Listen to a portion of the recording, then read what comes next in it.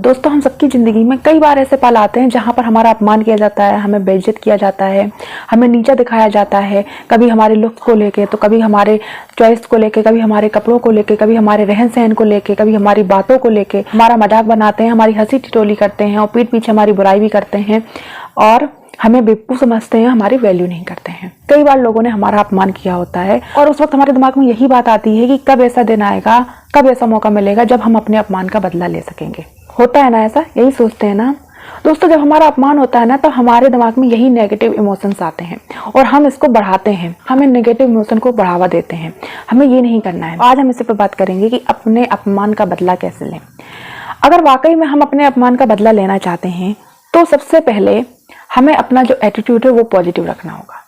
जब हम लोगों से पॉजिटिव एटीट्यूड के साथ मिलते हैं तब ये तय करता है कि लोग हमारे साथ कैसा व्यवहार करेंगे और हम लोगों के साथ कैसा व्यवहार करेंगे। हेलो दोस्तों, मैं हूं संगीता। मेरे channel about life with Sangeeta में आपका एक बार फिर से स्वागत है। उम्मीद है आप खुश होंगे, स्वस्थ होंगे, अच्छे होंगे। अगर आप इस चैनल पर पहली बार आए हैं तो प्लीज़ चैनल को सब्सक्राइब कीजिए और वीडियो अच्छा लगता है तो वीडियो को लाइक, शेयर एंड कॉमेंट कीजिए। चलते हैं वीडियो की तरफ। आज हम जानेंगे अपने अपमान का बदला कैसे लें। ये 5 बातें याद रखें। नंबर 1, जो आपके रिश्तेदार हैं, जो आपके आसपास के लोग हैं, जो आपके पीठ पीछे बुराई करते हैं, आपको इंटेंसली नीचा दिखाते हैं, आपका मजाक बनाते हैं, आपको जानबूझकर इग्नोर करते हैं, लोगों के सामने जानबूझकर आपको बेइज्जत करते हैं, आपका मजाक बनाते हैं और बाद में बोल देते हैं सीरियसली मत लेना यार, मैं तो मजाक कर रहा था, कर रही थी।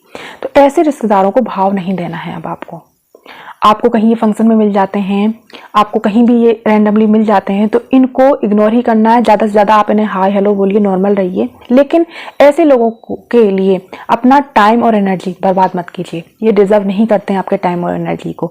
ऐसे रिश्तेदारों से जितना दूर हो सके उतना दूर रहिए और इनकी बातें अपने दिमाग में नहीं रखनी है। ये वो लोग होते हैं जो आपसे जलते हैं, ये वो लोग होते हैं जो आपके जैसा नहीं बन पाते हैं, या फिर ये वो लोग होते हैं जो ओवर कॉन्फिडेंट होते हैं, जो अपने आगे किसी को समझते नहीं हैं। तो ऐसे लोगों के बारे में सोचकर खुद को तकलीफ देना मतलब आप अपने समय की बर्बादी तो कर ही रहे हैं और अपनी भी बर्बादी कर रहे हैं।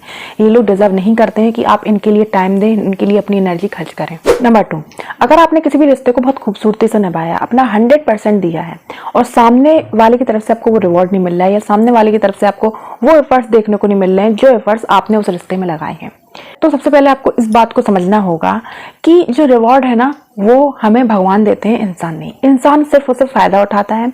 इंसान आपकी नीयत नहीं देखता है। नियत अगर देखता है तो सिर्फ भगवान देखते हैं। भगवान आपकी नियत देते हैं और उससे आपको रिवॉर्ड मिलता है।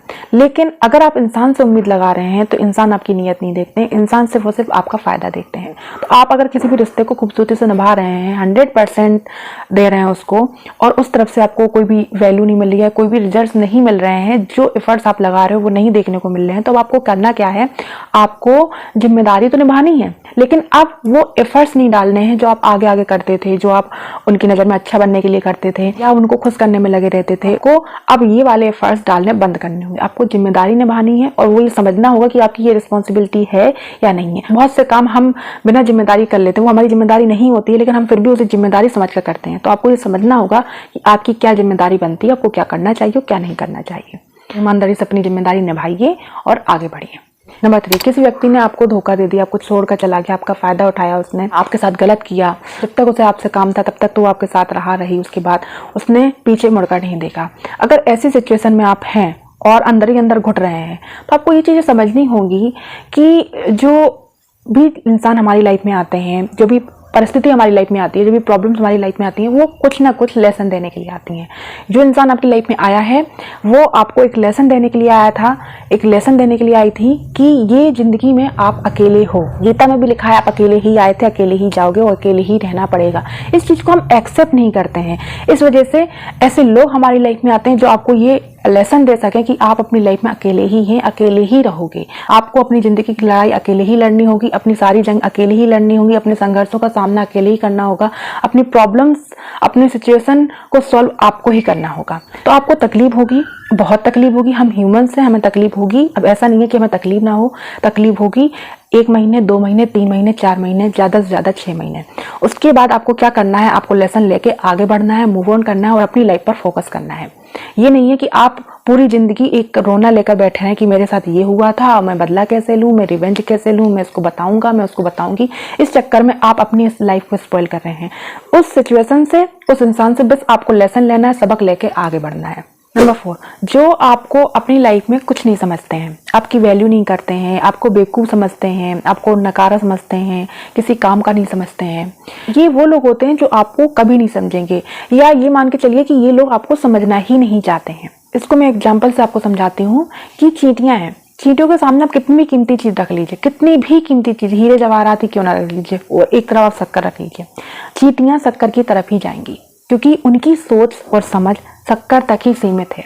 वो इससे आगे बढ़ ही नहीं सकती हैं, उन्हें नहीं पता कीमती चीज की वैल्यू, वो शक्कर तक ही सीमित है। वैसे कुछ लोग होते हैं हमारी लाइफ में जिनकी सोच शक्कर तक ही सीमित होती है, वो आपकी वैल्यू को समझ ही नहीं पाएंगे।